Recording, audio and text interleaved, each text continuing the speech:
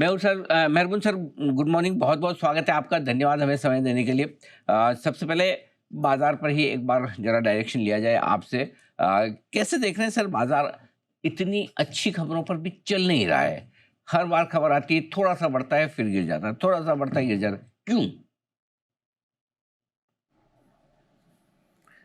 मेहरबान सर देखिए, सबसे आप पहले तो कहेंगे कि अगर जी। आप 1 साल का मार्केट देखें। जी, जी सर। हेलो, जी सर, अब आपकी आवाज़ आ रही है, बताएँ सर। जी। हेलो। देखिए, अनिल अनिल जी बराबर ध्यान से देखें तो बाज़ार ने पिछले 1 साल में कुछ भी नहीं किया था। हम लोग ने हाई मारा था करीबन यही महीने में लास्ट ईयर।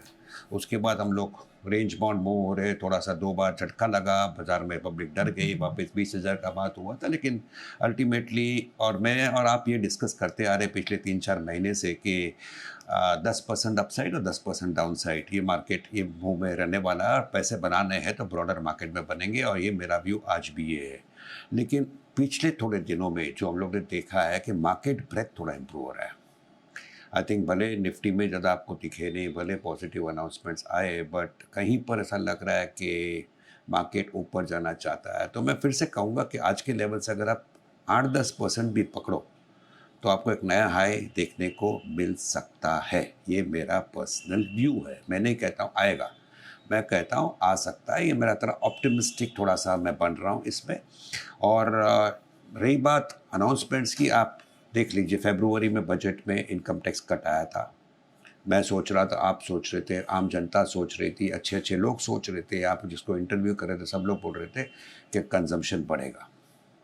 उसके बाद आरबीआई का रेट कट आया, उसके बाद लिक्विडिटी मेजर्स आए, कंज़म्पशन ज़्यादा बढ़ा नहीं।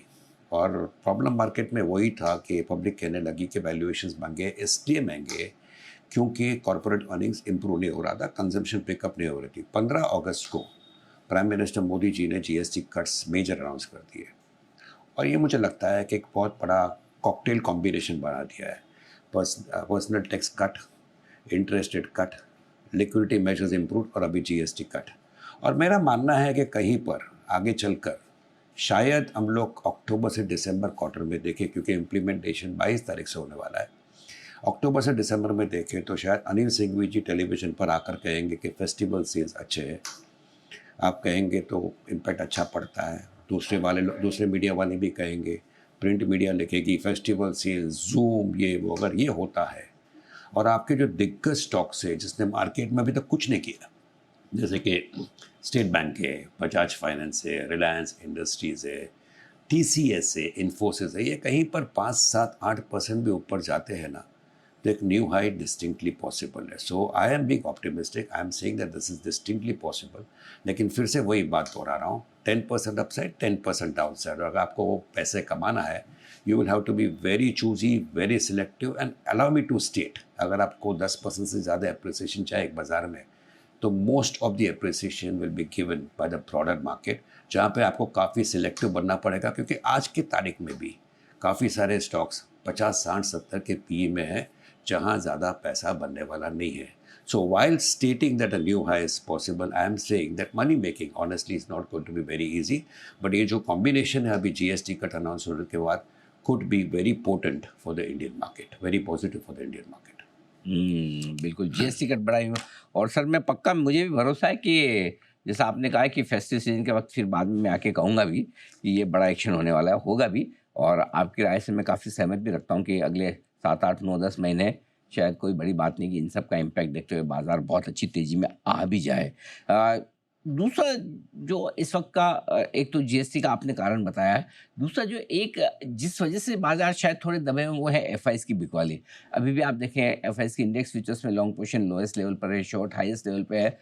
ये लोगों को समझ नहीं आ रहा, बोले चलो एफआईज बेचे समझ में आता है, लेकिन अभी तो इतना आपके लिए मूड माहौल ऐसा है, सब कुछ मैक्रो लेवल पे ठीक हो रहा है, फिर भी क्यों बेचे जा रहे हैं सर?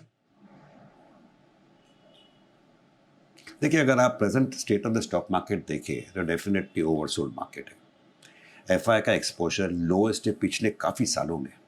एफआई की शॉर्ट पोजीशन है वो अलग ही है, वो भी एक, I would say it's a positive for the market. रही बात म्यूचुअल फंड इन्फ्लोज की और एसआईपीस की, ऑल टाइम हाई पर है, बढ़ते जा रहा है। रिटेल इन्वेस्टर को भरोसा है इंडियन मार्केट्स पे, इंडियन स्टोरी पर। household savings, because of interest rate cuts happening, is slowly shifting more and more towards equity, और एक पॉजिटिव है। S&P का अपग्रेड हुआ, वो भी पॉजिटिव है। और कहीं पर लगता है कि री rating of Indian equities will happen अगले 1-2-3 क्वार्टर में। आप री रेटिंग की भी बात करोगे इंडियन इक्विटीज़ का, सारे फैक्टर्स पॉजिटिव है। मैक्रोज आप देखिए, मैक्रोज भी पॉजिटिव है। आप इन्फ्लेशन का कोई कंप्लेंट करता नहीं, inflation most comfortable level, interest rate cuts हुआ, लिक्विडिटी हुआ, बारिश अच्छा है, एग्रीकल्चरल क्रॉप अच्छा है। तो प्रॉब्लम क्या है? प्रॉब्लम कुछ नहीं, प्रॉब्लम है कॉर्पोरेट अर्निंग्स में, और इसी के कारण एफआई की सेलिंग होते आ रही है। सारा फैक्टर्स पॉजिटिव मैक्रोज के लिए, बट फिर भी FIIs are selling because Indian markets have never been cheap. और अगर आपको साबित करना है कि हम लोग महंगा नहीं है, corporate earnings have to pick up.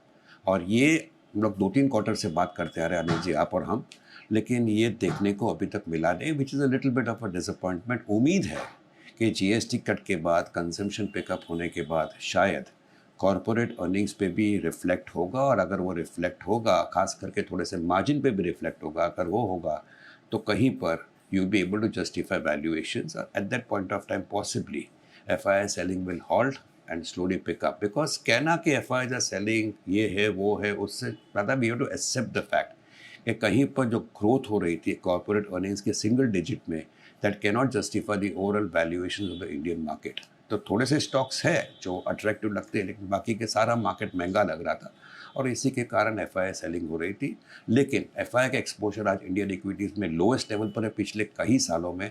तो कहीं पर लगता है with things possibly turning the corner as far as corporate earnings को, जो मुझे लगता है October December earnings will be much much much better hopefully, then I think all this will become history and FIs will start looking at India a little bit positively.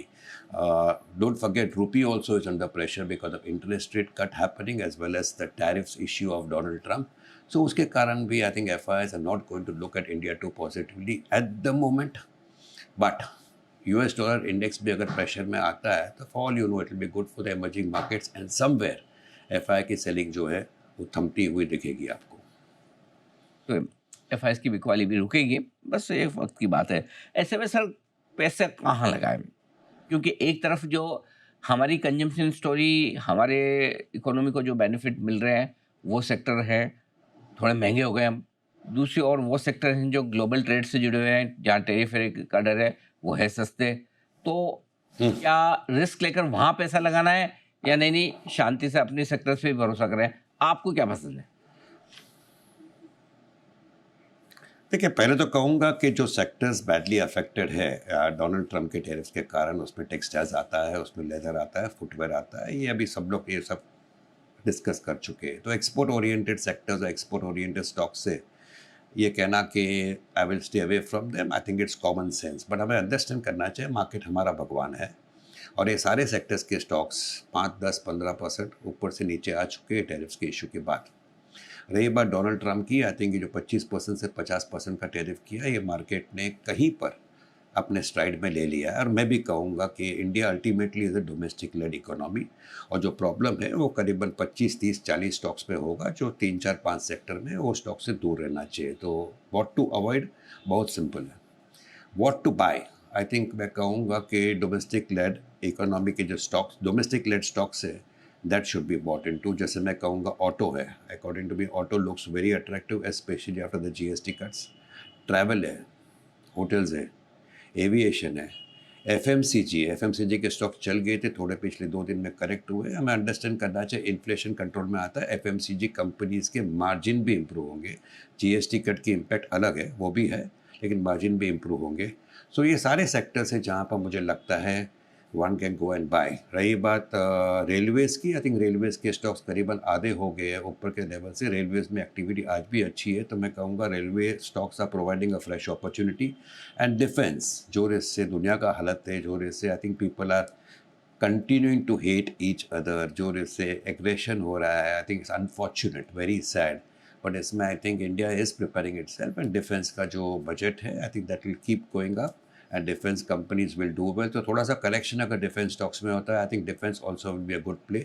और realty है, जैसे realty में लोधा है, DLF है, I think they look very attractive. Clear disclosure जो भी मैं नाम दे रहा हूँ, आई पर्सनली एम होल्डिंग दो stocks, no intention to sell. So there are stocks, capital goods के सिलेक्टिव स्टॉक्स है.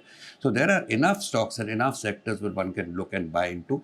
बट एट द मोमेंट जब तक ये अनप्रेडिक्टेबल मिस्टर डोनाल्ड ट्रम्प आगे पीछे बात करते जाता है, फ्राइडे को सैटरडे को अच्छा स्टेटमेंट दे दिया था, थोड़ा सा ऐसा लगता है मांडवली हो जाएगी, बट पता नहीं है. One should not predict too much eight the moment. इतना कहूँगा कि एक्सपोर्ट ओरिएंटेड सेक्टर्स और स्टॉक से मैं अभी के लिए थोड़ा दूर रहूँगा, despite the fact that they have come down very sharply. और जो सेक्टर्स मुझे पसंद है मैंने कह दिया आपको कि domestic led sectors I think I would prefer to go and buy now. अपने ट्रम्प साहब पे भरोसा कर नहीं सकते हैं. हल्का सा थोड़ा सा पॉजिटिव बोले, ऐसा भी नहीं कि मैं ट्रेड डील करने जा रहा हूँ, टैरिफ हटाने जा रहा हूँ, ऐसा कुछ बोला नहीं है.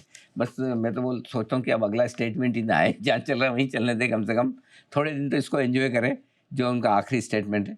देखते हैं कब क्या कुछ आता है आगे, उस पर फोकस रहेगा. बहुत बहुत धन्यवाद सर, आपने समय दिया और विस्तार से बातचीत की बाजार के डायरेक्शन के बारे में, और बहुत ही पॉजिटिव और स्ट्रांग आउटलुक आपने बाजार का दिया है. आई एम श्योर हमारे दर्शकों को बहुत पसंद आएगा. Thank you so much sir.